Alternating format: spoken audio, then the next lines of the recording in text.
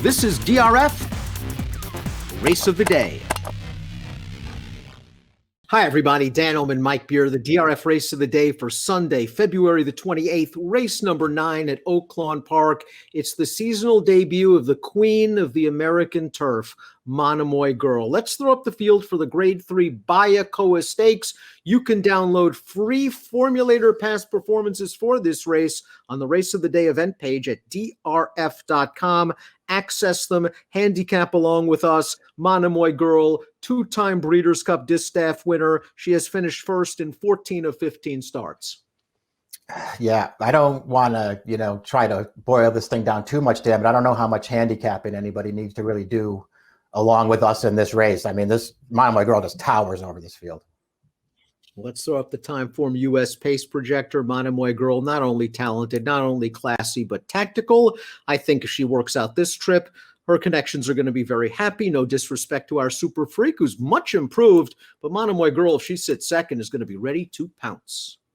It seems like the race could play out this way, too. Our Super Freak has plenty of speed and likes to be forward, and Monomoy Girl has the chance to just sit right to her outside.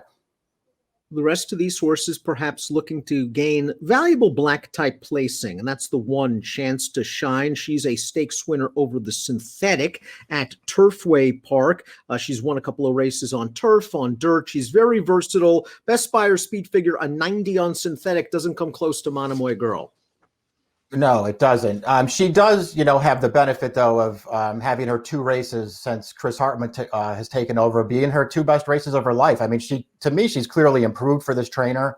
And she ran fine last time, Dan. It's short comment, traffic, altered quarter. It's, technically true. I don't think it made any kind of a difference in there. Maybe you could argue it cost her third. She wasn't going to win, but she ran fine last time.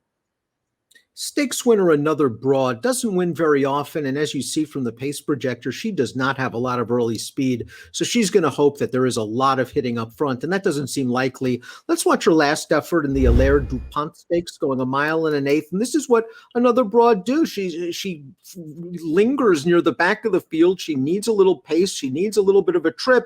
She ran fine in this race. Yeah, she always does. She sort of runs the same race every time. It feels like distance really helps her out more than anything else, Dan. Obviously, a little pace would help too. Maybe she just benefits in here if, a couple of these horses actually do try to beat Monomoy Girl and tire themselves out, and this horse can come pick up some pieces. If for some reason Monomoy Girl doesn't come back in good form, the 3 Finite might be the one to directly benefit. She is a multiple graded stakes winner. She missed some time last year, unfortunately, the races like the Kentucky Oaks due to an injury. And Steve Asmussen took his time. I like that he ran her on turf just to get a prep into her. After that, she ran a couple of good sprints. And last time out in California in the La Brea, she just fell far, far behind. Yeah, I get that, she's maybe the second most likely winner of this race, Dan, and will be the second favorite.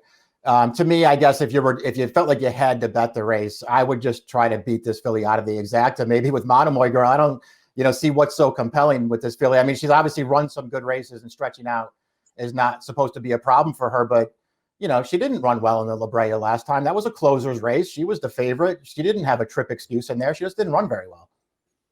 Istan Consul, the 4 and the 5, our Super Freak, both exit the same race. The Pippin Stakes on January the 23rd. Let's watch that effort right now because our Super Freak could be the main speed. She's on the outside right here, our Super Freak, and she's going to be confronting the pace setter. And we'll see Istan Consul get up for third. I would have liked to have seen our Super Freak win this race, but she has improved for these connections. Yeah, I mean, her recent form is pretty good, and she's going to be forward in this race. And, maybe Monomoy Girl just won't put too much pressure on her, and this horse can, find a way, our Super Freak, to last for second. I prefer her. Of the horses exiting the Pippin, I just prefer her. I think she ran the best race of the also-rans in there.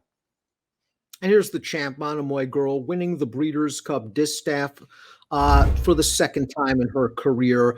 She just was good in this race. Florent Geroux did the right thing, kept her in the clear on the backstretch 4 wide. She made a decisive run on the turn, and she keeps on going. And these are some very good mares behind her, Valiance and Dunbar Road. I think Harvest Moon, who's in this race, is very good. And there's just no one of that caliber in here to face her. It just looks like a perfect spot for her seasonal debut. It sure does. I mean, I don't really have anything to say about this race for sure. I'm just hoping that she shows up, runs her race here, and that they can get a nice 6-year-old campaign out of her, because she's just really, really good. And it'll be interesting to see how far she can take it this year, running in hopefully some big races. And let's take a look at our top pick for the Grade 3 Bayakoa. Monomoy Girl's supposed to win this race on paper. We both have the same idea. We're going to try to hope our Super Freak holds on for a piece and maybe makes the exacta somewhat worthwhile. Yeah, I mean, it's the only way that I could bet it would maybe try to beat the second choice finite. 6523 for Mike, 6531 for me. The Grade 3 Bayakoa and Monomoy Girl, the Sunday race of the day at Oaklawn Park. Good luck.